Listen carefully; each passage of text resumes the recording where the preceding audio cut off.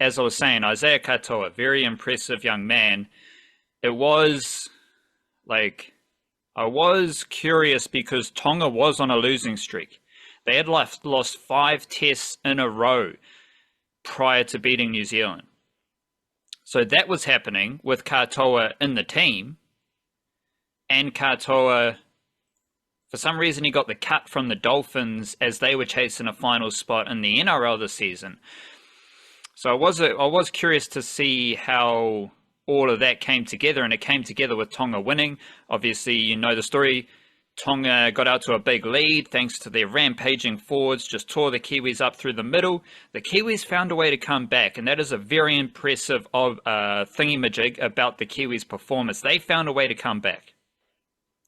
Papali'i scored a try. Then you had exceptional tries. Keanu Kinney, Phoenix Crossland finishing off a fantastic manoeuvre.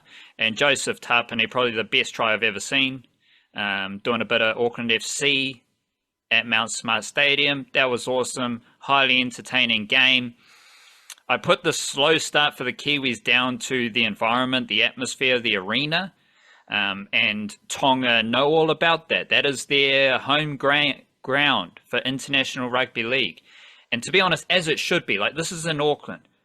For those who aren't in Auckland, Mount Smart is within 2 kilometers from the biggest concentration of Tongan people outside of Tonga. Like, you don't need to go far from Mount Smart to get to Otahu. You don't need to go far from Mount Smart to get to Mangere. So, like, yes, Mount Smart is in Aotearoa. It's in Auckland. It should be a Kiwis home game. But if you know anything about Tongans in Auckland, shout out to all the Tongans in West Auckland, North Shore, East Auckland as well, big, you know, GI areas and all that. And shout out to all the Tongans in Ponsonby and Epsom and Remuera as well. Big up to Tongans everywhere. But like, there's no other way of looking at Mount Smart Stadium as Tonga's home ground in International Rugby League. And I think they were well prepared for the environment, the atmosphere, and I think the Kiwis weren't. And I'm not worried about that. Like, you've got Keanu Kinney, Tomoko, Warbrick, Crossland and Hooker, Thompson, White, Neem. Like, these dudes are all fairly new to International Rugby League. And they got an awakening of what International Rugby League is really about. And even though that happened, they got back into the game. So it's very impressive. I just want to finish my Tonga bit though, because Isaiah Katoa is 20 years old and he's already got the most points for Tonga ever.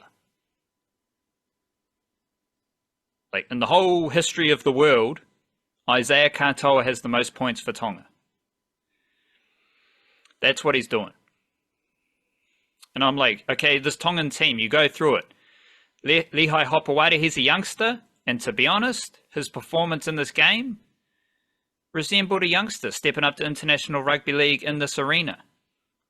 Tupou's a veteran. Moses Sully, pretty experienced. Paul Alamote, not very experienced in the Tongan jersey, but he just casually started at centre for the Panthers, best team, you know, all that stuff. Sione Katoa, he's experienced. Tui Lolahea, experienced. Isaiah Katoa, experienced. Whenua Blake, Havili, Kafusi, Olakawatu, Katoa, Iliasa Katoa, Taumalolo, they're all experienced Tongan internationals.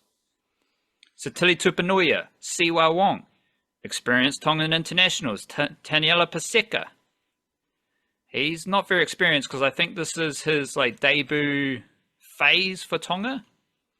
Yeah, he's only played 2 tests, but he's an experienced NRL forward. Sonny Luke, he should be an experience. He doesn't really play much NRL footy. He's played 7 tests for Tonga.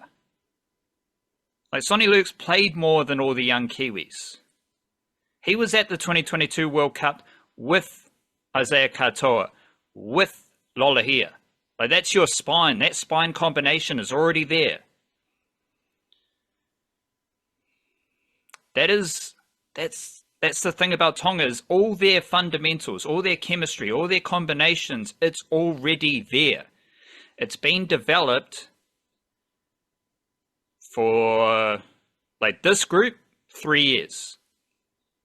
They've had the same squad year after year after year. And if you get into the identity, the playing style, Christian Wolf was their coach in 2017.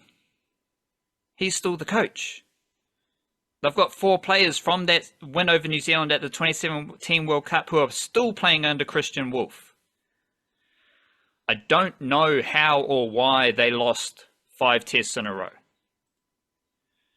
They lost every test against England last year. They lost 18-0. They lost to Samoa at the 2020 World Cup by 2 points. I don't know how or why that happened. I have a theory. Hit me. How many of those tests were at Mount Smart? 0. That might be part of it. But the issue is, you go back to 2022, Tonga lost to New Zealand at Mount Smart. 2019, Tonga lost to New Zealand at Mount Smart. The difference is those Kiwis teams were really, really good. Right? Those teams, you've got, pretty sure Brandon Smith played on those tests. Don't think Shawn Johnson played those tests. Let me double check. That would be funny. Because Shawn Johnson played one of them, so shout out to him. But Tonga had John Asiata in the halves, so I don't think that would have worked out well. Right, okay. Yeah, this must be 2019. Tuivasa Shek, Joey Manu, Waitane Zalesniak, Ken Mamalo when he was still pretty good, Bromwich, Smith, Hargreaves, Bromwich, Nikora, Liu, Hughes, Lisa Narmau, Asafa Solomona, Fisher Harris coming off the bench. That's a far better Kiwis team. You got halves of Shawn Johnson and Benji Marshall. That's a far better Kiwis team.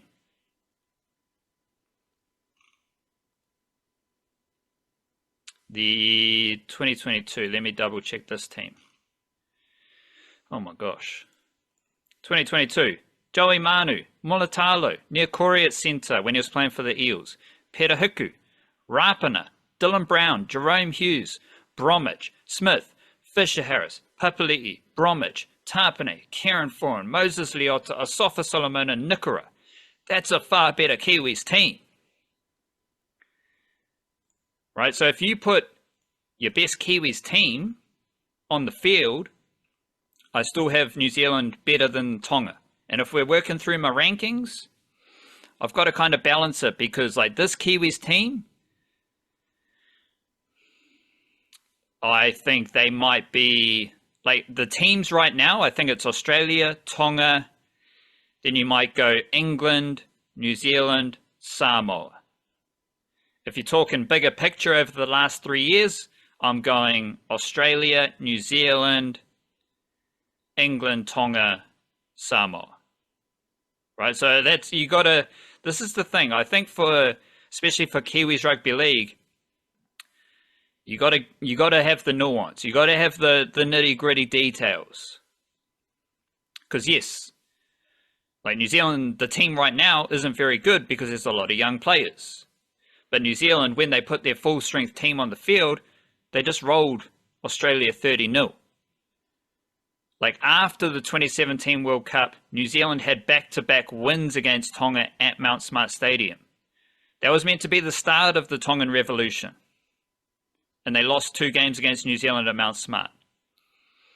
But if you put your best, like, this is a almost full-strength Tongan team. If you put the best Tongan team available up against a weakened New Zealand team, this is what's going to happen. This is how competitive international rugby league is and why it is so much fun.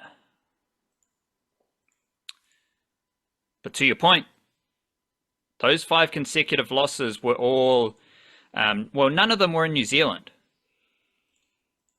let alone Mount Smart. But Tonga went through that adversity. They've got an experienced core, still got the same coach. The young players are actually experienced Tongan internationals. They know how they want to play. And Isaiah Katoa executed the droppy better than the Kiwis. So credit to Tonga.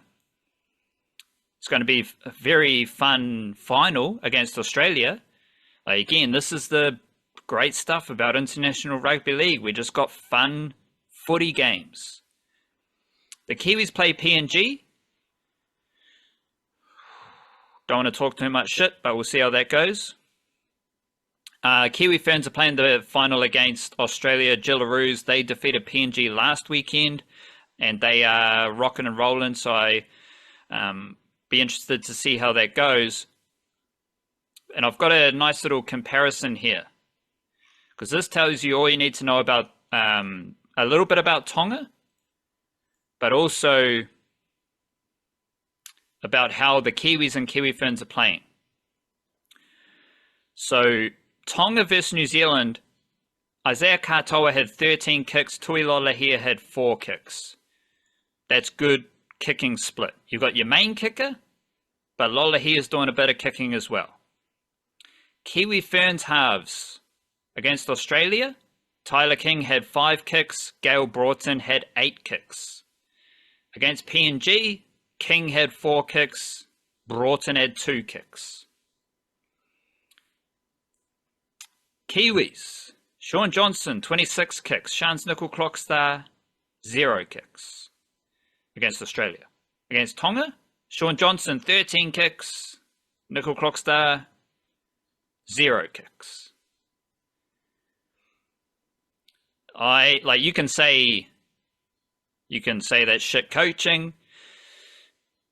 It's like, would Cody Nikarima do better than Shans Nickel Clockstar? Well, he might have a few kicks, but he's probably getting steamrolled out on an edge. But that's the position the Kiwis are in. There's no Jerome Hughes. There's no Dylan Brown. There's no Kieran Foran. Any of those players in the halves, I think it's a better Kiwis team. I am happy that we are coming to the end of the Shawn Johnson era, though. I feel like I could just throw out some serious sizzling hot takes, but I'm just going to keep it tame, and I'm going to say in the final year of his career, we have seen the limitations of Shawn Johnson. We saw it all season with the Warriors. The Warriors played their best footy without Shawn Johnson. And we have now seen the limitations of Shawn Johnson in the final year of his career, when he seems to be battling injuries. So fair play, but the final stage of his career, the limitations of Shawn Johnson have been clear. And it's been clear with the Kiwis, it's been clear with the Warriors, and I think what I expect to happen is he's going to play really well against PNG the same way he played well in the last NRL game of the season against the Sharks. That's how it's all going to finish. But it's the situation. Like, Shawn Johnson was, I don't think, well, he's probably the 4th best half for New Zealand. And based on what we saw for the Warriors, some might say, including me, that Te Maire Martin was the better halfback for the Warriors this year. So you might say Shawn Johnson's the 5th best half for the New Zealand Kiwis. I would say that. Others probably won't. But that's the situation for the Kiwis. And a lot of the Kiwis' points, Kinney had a break. There was razzle-dazzle to set up Phoenix Crossland. And then there was individual brilliance from Joseph Tapine. That's how and Papali'i just went from dummy half. That's how the Kiwis scored their points. And I'm just like, okay, yep. I've seen the limitations of Shawn Johnson. I just want to put this chapter behind us and keep it moving. Because it's, I said it after the game against Australia. I'll say it again because it was a different type of performance. But the Kiwis have literally played like the Warriors. Like, the viewing experience has been the same. My experience watching the Kiwis, has been the same as watching the Warriors this season. And Stacey Jones is a common factor. But to be honest, like Michael Maguire isn't doing any better with this team, I don't think. Everyone, I don't know, there's some weird, like Kiwi Rugby League fans seem to hate Kiwi Rugby League, but that's a different conversation. I don't think Michael Maguire is doing better with this group of players because Michael Maguire, he beat Australia with a full-strength Kiwis team aside from the dummy halves. He had Joey Manu at centre. He had Mulatalo on the wing. He had Nikora at edge forward. He had Asafa Solomona and Moses Leota coming off the bench. He had a halves combination of Jerome Hughes and Dylan Brown. Like, it's a whole different challenge to what Stacey Jones is coming up with. So yes, Stacey Jones is a common factor between the Warriors and the Kiwis, but I also just think it's the final days of Shawn Johnson, and it's admirable what he's doing, but we have to be realistic about the limitations of the teams with Shawn Johnson at halfback in the very last chapter of his career, which like is a key point. I'm not just beating up Shawn Johnson. This is the end of his career, and we have to be realistic about what to expect in that stanza. Yeah, and he wasn't even supposed to be in the squad. It's an emergency call-up at late notice as well. So it's not like he was even preparing to play these games. So, like, there was a nice story about him in the lead up to it about how he's working on his tackle technique and stuff. And so it doesn't matter that he might only play like one or two more games left in his career. He still wants to improve the stuff. He still wants to be the best. Yeah, but like you lost a lot of games this year, and. Yeah, like it's you don't. It's a bit like beating up a dead horse, though, isn't it? If you just start ripping, well, he's not going to play again after this. He was just doing what he could. So yeah, well, it's unfortunate, but I do also think like the three halves, maybe even the four halves that you mentioned, if you chuck Tamate Martin in there with Hughes and Brown and Foreign, like if any of those guys played, I think the Kiwis win this Test match against Tonga. And I don't just mean if any of them played instead of Chance Nickel-Klokstad at 6. I also think if you put one of them with Nickel-Klokstad at 6 and one of them at 7, probably still win that Test match. But there were other factors, of course, and I think the biggest one was just the way they dug themselves into a massive hole. And they did that, I think, it was like, watching it is quite shocking to see that unfold in real time, but I think you've given me some clarity on that about the experience aspect of it, because I do think thinking of that with a bit of distance, that is very much what it was, is hugely emotional performance from Tonga, and the Kiwis didn't match that emotion in the first 20-30 minutes. They got there, they scored just before halftime. That was an important one, and in second half they were kind of really good. They scored some brilliant tries, some genuinely brilliant tries, like some amazing, like the Tapane little kick through that you're talking about. That's Tapane and Toomey in the same week. I'm looking forward to that. And even then, on top of all of that, if Jermaine Asako kicks a 40-meter penalty goal, the Kiwis win. He doesn't kick it. Also misses a pretty good look at a drop goal. I think Johnson might have had a drop goal attempt as well, just in the same move, but not as good of a look. They had chances, and I think I don't know that they would have gone to Golden Point. I think if they'd drawn, it would have been as good as a win because they'd have had better points differential from the loss to Australia versus Tonga's one. I think is how they were going to do it. I'm not sure though, but basically, yeah, they didn't match the emotion of an absolute maximum emotional performance from Tonga, where every hit is magnified by the crowd. And there were a lot of hits, and Kiwis were like bouncing off the tackles. It wasn't quite working like they should have. Like these guys are good enough for that not to be, big enough for that not to be the case. But at the same time, like swinging that around to the sort of more hopeful aspects that you also alluded to, I think a great example of that is the performance of Keanu Kinney, who made like 300 errors in the first half. It was struggle streets for him, And then he was the best player in the pitch in the second half. Like he was unreal. Because they scored some brilliant tries. They made some great meters, and it's like much better, more effective in the second half. It wasn't because of playmaking out of the halves. It was mostly started from Keanu Kenny's running from fullback. Like he was the spark. He was the one that got them going. And the mentality of that, like to have what was clearly a bit of a shocker for the first 30 odd minutes, and then to be so good within the same game. It's not like you had a shocker, you went away, you thought about it all week, you came back the next week with much improved. Like that would still be great mentality. Like that would be a sign of an athlete who's got their head screwed on right.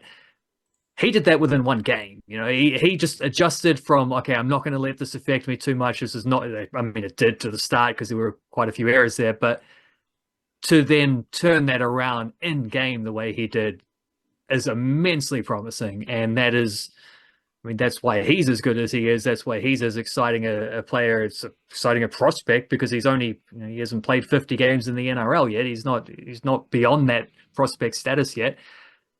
I think that also sums it up quite nicely as well. Is the comeback was amazing.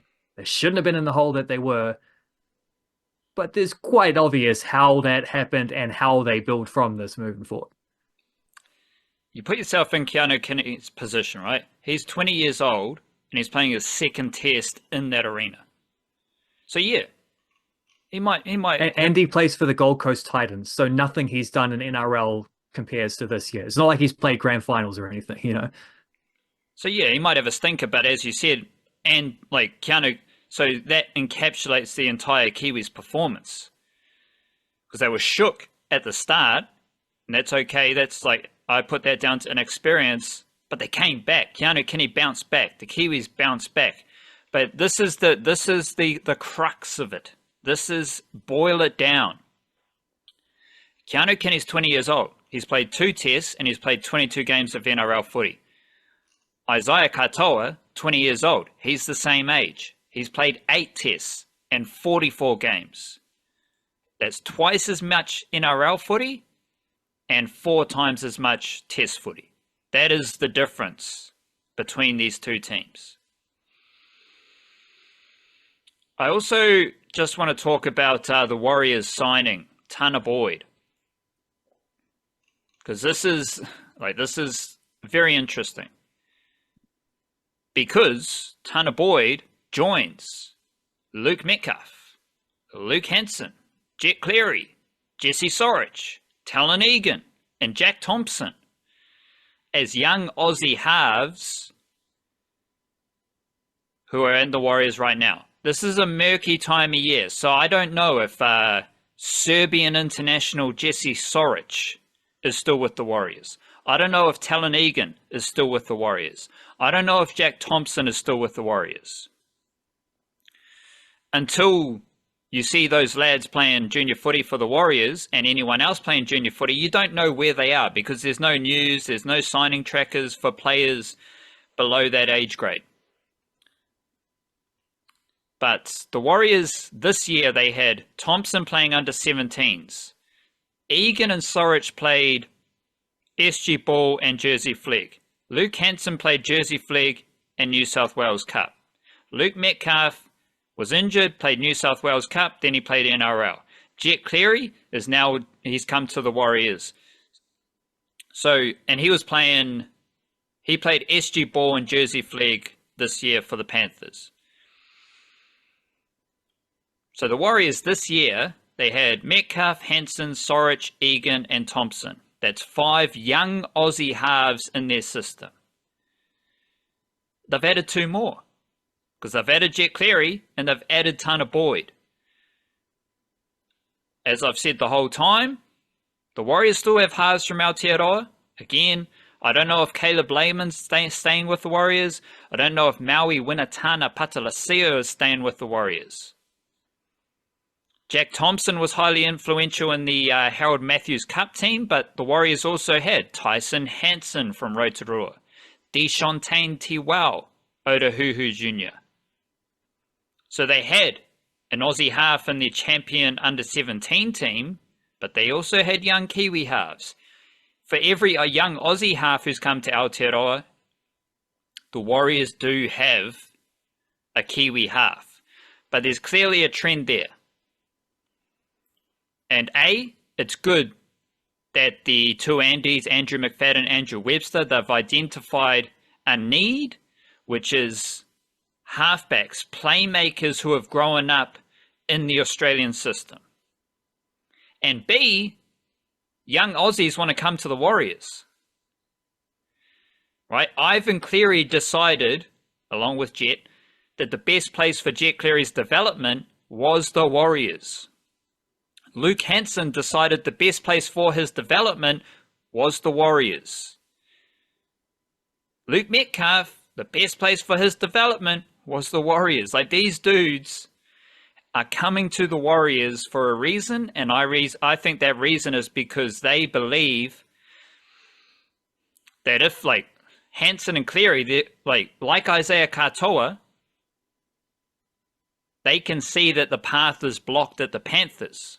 So what's the next best move? Katoa goes to the Dolphins, Hansen and Cleary go to the Warriors. The thing, the reason the reason I think there are limitations on Shawn Johnson is because this season for the Warriors, he did most of the kicking. He got most of the touches, and the Warriors lost games. On top of that, the Warriors played their best footy without Shawn Johnson. You take Shawn Johnson out, and he's averaging like 480, 500 kicking meters per game. You take him out, the Warriors need some kicking. And they probably need better variety in their kicking. Like, you need a better split in the kicking duties. Luke Metcalf and Tamaita Martin, kicking isn't necessarily their forte, their strength. For Luke Metcalf, his strength, I believe, is his speed, his running game. And then everything else comes behind that, similar to Jerome Hughes. Tamaita Martin, his strength is his passing game, his distribution. Tanah Boyd, he's just a pure halfback. And if you compare, as I did for the newsletter on Friday, fresh after this news, sign up. Tanah Boyd, kicking meters per game in the last 3 seasons, 104.7, 436.3, 386.6. That's 3 seasons over 100 meters, 2 seasons over 350 meters, kicking meters. Tamaita Martin, 11.3, 63.6, and 161.3 this season. Luke Metcalf, 47.6, 38.8, 45.5. 3 seasons for Tamaita Martin and Luke Metcalf. 6 seasons combined. Only one of them's over 100 meters, kicking meters. Tanah Boyd's over 100 kicking meters in all 3 seasons. That doesn't tell us how good they are as halfbacks or halves, but it tells you the type of player that Tanah Boyd is, and I believe why the Warriors signed him. Because he does stuff that the other halves don't necessarily do. And he has grown up as a half in an Australian system. So yeah, Luke Hansen, Jet Cleary, Jesse Sorich, Jack Thompson, because Talon Egan played a bit of fullback for the Warriors this year. Those Aussie halves, they're not playing NRL next year. But they all grew up in Australian systems as halves. Now the Warriors have Luke Metcalf and Tanah Boyd, who will play NRL next season, who have that same foundation of playmaking in the Australian system. And I think and the other thing here is that no one knew this signing was coming. I predicted they wouldn't sign anyone else. That's the thing about the Warriors. You can Like the November 1 hype is a bit like weird for me because like we've got next season, you know, like the November 1 hype is for 2026. Like players can start to sign deals for 2026 from November 1. So yeah, you can ponder the signings that are going to influence footy in 2026. But the Warriors just like do their business in quiet, in the shadows. And they just picked up Tanah Boyd for next season, right? That's not for 2026, that's for this season coming. And that's what I like about the Warriors. I like that there's a clear trend. They have identified a weakness in their system and they're trying to fill that weakness with Aussie halves, as well as still having Kiwi halves developing alongside the Aussie halves. Lots of competition for starting spots in every single Warriors team. Competition, best man wins the role, everyone gets better. Tanah Boyd's adding that to the Warriors NRL team. Because if Luke Metcalf, Te Maire Martin and Chanel Harris-Tavita, if they're not training that well this summer, Tanah Boyd's going to get it. And if Tanah Boyd comes over to the Warriors and he's like, the Warriors are kind of shit, so, you know, I'm a big dog, he won't do that. But if he does do that, Luke Metcalf's going to be training harder. Te Maire Martin's going to be training harder. And that's going to produce better results for the Warriors. So I think we need to finish the podcast because there's